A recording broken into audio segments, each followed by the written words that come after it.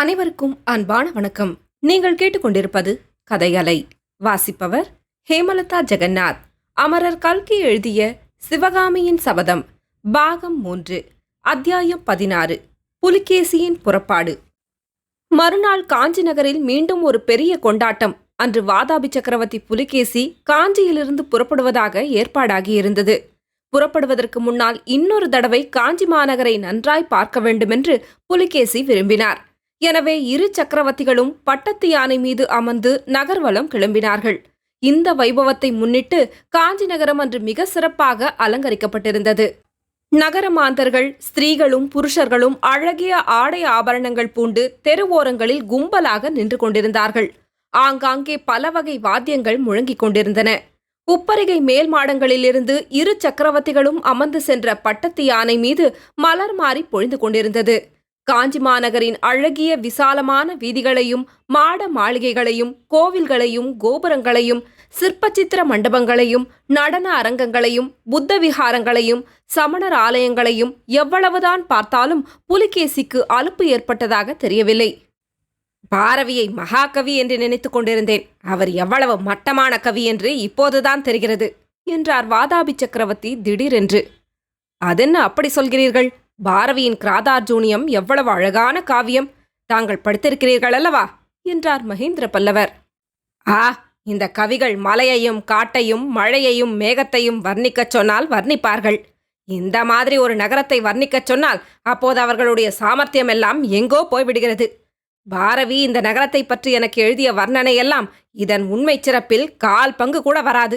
பல்லவேந்திரா, நான் ஒரு சொல்கிறேன், கேட்கிறீர்களா? நாம் இருவரும் ஒரு பரிவர்த்தனை செய்து கொள்வோம்.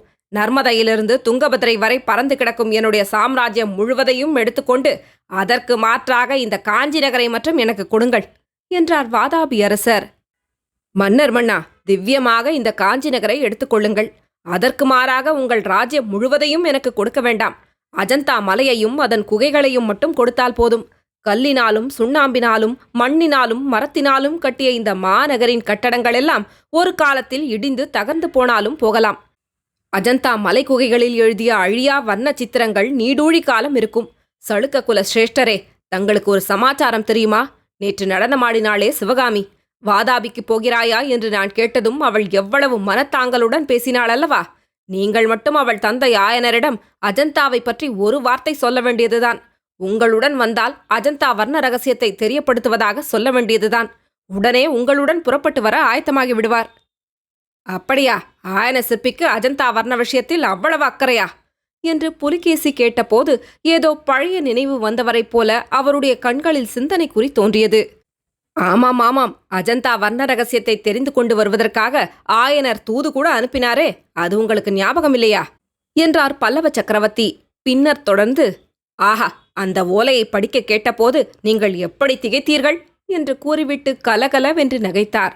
விதி விதி என்று சொல்கிறார்களே, அந்த விதியானது அப்போது மகேந்திரவர்மரின் நாவிலே வந்து உட்கார்ந்து கொண்டது.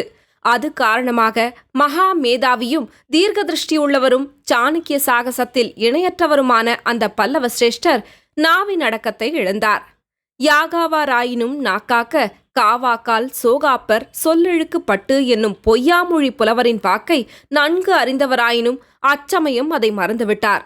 அவருடைய இதய அந்தரங்கத்துக்குள்ளே கிடந்த ரகசியங்கள் ஒவ்வொன்றாய் வெளிவரலாயின. மகேந்திர பல்லவரின் கடைசி வார்த்தைகள் புலிகேசியின் உடம்பில் ஏக காலத்தில் பல தேள்கள் கொட்டியது போன்ற உணர்ச்சியை உண்டாக்கியதாக தோன்றியது. சத்ருமல்லா, எதை பற்றி சொல்கிறீர்கள்? உங்களுக்கு எப்படி தெரியும் என்று கேட்டுவிட்டு பாம்பு சீறுவதைப் போல பெருமூச்சு விட்டார் புலிகேசி. மகேந்திர பல்லவர் மறுபடியும் நகைத்து, ஆமாம் ஆமாம், அந்த காட்சியை நினைத்தால் இன்னமும் எனக்கு சிரிப்பு சிரிப்பாய் வருகிறது. வடபெண்ணை நதியை நீங்கள் நெருங்கிவிட்டீர்கள். முதலில் ஒரு தூதன் ஓலையை கொண்டு வந்து கொடுக்கிறான். அதிலே நீங்கள் எதிர்பாராத விதமாய் ஏதோ எழுதியிருக்கிறது.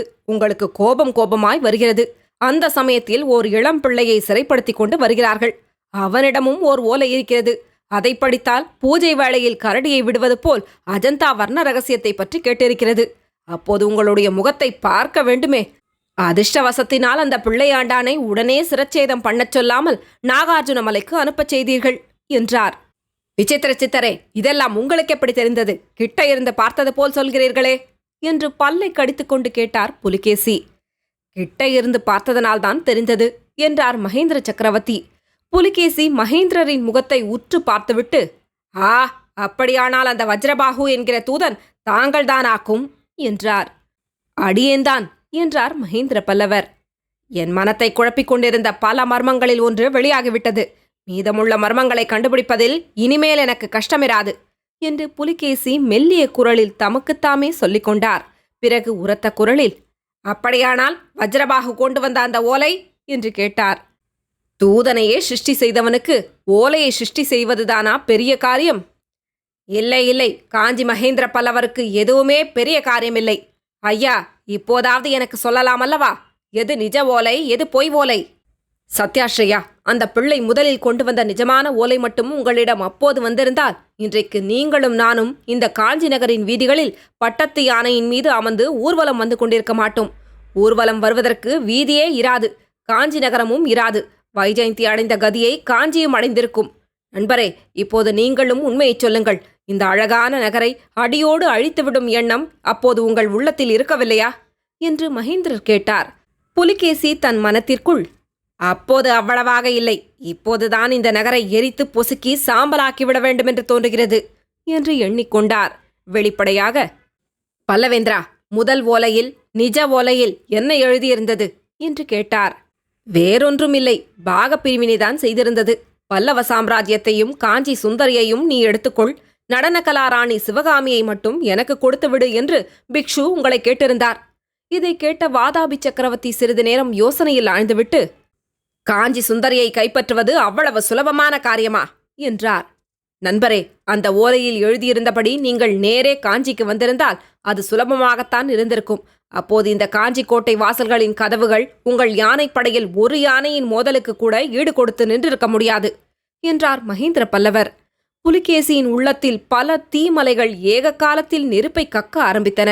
மகேந்திரரை ஏறிட்டு நோக்கி, பல்லவேந்திரா, அர்த்த சாஸ்திரத்தை எழுதிய கௌட்டில்யர் உங்களிடம் பிச்சை வாங்க வேண்டும் என்றார். எங்கள் தென்னாட்டிலும் ஒரு பிரபல ராஜதந்திரி உண்டு. அவர் பெயர் திருவள்ளுவர். அந்த பெரியார் எழுதிய பொருளதிகார நூலை உங்களுக்கு பரிசளிக்க வேண்டுமென்று எனக்கு விருப்பம். ஆனால் எங்கள் செந்தமிழ் மொழியை இன்னும் நீங்கள் நன்றாய் பயிலவில்லையே என்றார் சத்ருமல்லர். பிறகு, நண்பரே, போனதெல்லாம் போயிற்று. அதையெல்லாம் பூர்வ ஜென்ம அனுபவமாக நினைத்து மறந்து விடுங்கள். இந்த 10 தினங்களில் நீங்களும் நானும் அத்தியந்த சிநேகிதர்களாகிவிட்டோம். உங்களை நான் அறிந்து கொண்டேன், என்னையும் நீங்கள் அறிந்து கொண்டீர்கள். உங்களுடைய படையெடுப்பை தடுப்பதற்கு நான் கையாண்ட தந்திரங்களையெல்லாம் என் மனத்திற்குள் வைத்திருப்பது சிநேகித துரோகம் என்றுதான் அவற்றை உங்களுக்கு சொன்னேன். இனிமேல் நமது நேசத்திற்கு எவ்வித தடங்களும் இல்லை. நம் இருவருடைய ஆயுளும் உள்ளவரையில் நாம் இனிமேல் சிநேகிதர்கள்.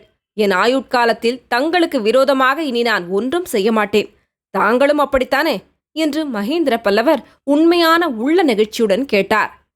சத்ருமல்லா, அதை பற்றி கேட்க வேண்டுமா என்றார் வாதாபி சக்கரவர்த்தி. நகர்வலம் எல்லாம் முடிந்து பட்டத்து யானை காஞ்சியின் வடக்கு கோட்டை வாசலண்டை வந்து நின்றது. இரு சக்கரவர்த்திகளும் பிரிய வேண்டிய சமயம் வந்தது. யானையின் மீதிருந்தவர்கள் பூமியில் இறங்கினார்கள். ஒருவரையொருவர் ஆலிங்கனம் செய்து கொண்டார்கள். பல்லவேந்திரா, உங்கள் நகருக்கு விருந்தினனாக வந்ததில் எனக்கு எவ்வளவோ சந்தோஷம். அபூர்வமான காட்சிகளைக் கண்டேன், அபூர்வமான விஷயங்களை கேட்டேன். ஆனால் தங்கள் வீரப்புதல்வன் மாமல்லனை பார்க்காமல் திரும்பி போவதிலேதான் கொஞ்சம் வருத்தம் என்றார் புலிகேசி. ஆம், மாமல்லனையும் பார்க்கவில்லை, உங்களுக்கு முதலில் ஓலை கொண்டு வந்த வாலிபனையும் நீங்கள் பார்க்கவில்லை. நாகநந்தி பல்லவராஜ்யத்துக்கு பெரியதொரு உபகாரம் செய்தார். சிறந்த வீர தளபதி ஒருவனை அளித்தார். புலிகேசி குறுக்கிட்டு, ஆமாம், தளபதி பரஞ்சோதியை பாராததிலும் எனக்கு ஏமாற்றம்தான். அவர்கள் இருவரும் எங்கே என்பதை இன்னும் தாங்கள் சொல்லவில்லையே என்றார். பாண்டிய மன்னனை வழியனுப்ப அவர்கள் போயிருக்கிறார்கள். இன்றைக்கு காலையிலேதான் செய்தி வந்தது. பாண்டியனை கீழை சோழ நாட்டின் எல்லை வரையில் கொண்டு போய்விட்டு விட்டார்களாம். ஆஹா, நினைத்தேன்.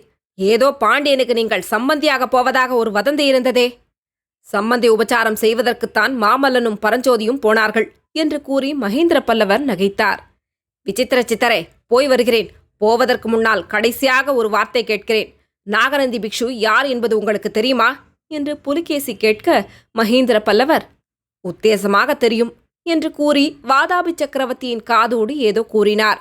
ஆ, உங்களுக்கு தெரியாதது ஒன்றுமே இல்லை. அப்படி தெரிந்திருக்கும்போது அவரை நீங்கள் விடுதலை செய்து என்னுடன் அனுப்பப் போவதில்லையா என்று புலிகேசி ஆங்காரமான குரலில் கேட்டார். சக்கரவர்த்தி கோரினால் அவ்விதமே செய்ய தடையில்லை என்றார் மகேந்திர பல்லவர். வாதாபி சளுக்க குலத்தார் யாரிடமும் எந்த கோரிக்கையும் செய்து கொள்வதில்லை என்று புலிகேசி கம்பீரமாய் கூறினார். காஞ்சி பல்லவ குலத்தினர் யாருக்கும் கோராத வரத்தை கொடுப்பதில்லை என்றார் மகேந்திர பல்லவர். பல்லவேந்திரா, போய் வருகிறேன் என்றார் புலிகேசி. சத்யாஸ்ரயா, ஞாபகம் இருக்கட்டும் என்றார் மகேந்திரர். ஒரு நாளும் மறக்க மாட்டேன் என்றார் வாதாபி மன்னர். தொடரும். கதையலை உங்களுக்கு பிடிச்சிருந்ததுன்னா உங்க நண்பர்களோடும் உறவினர்களோடும் பகிர்ந்துக்கோங்க. நன்றி.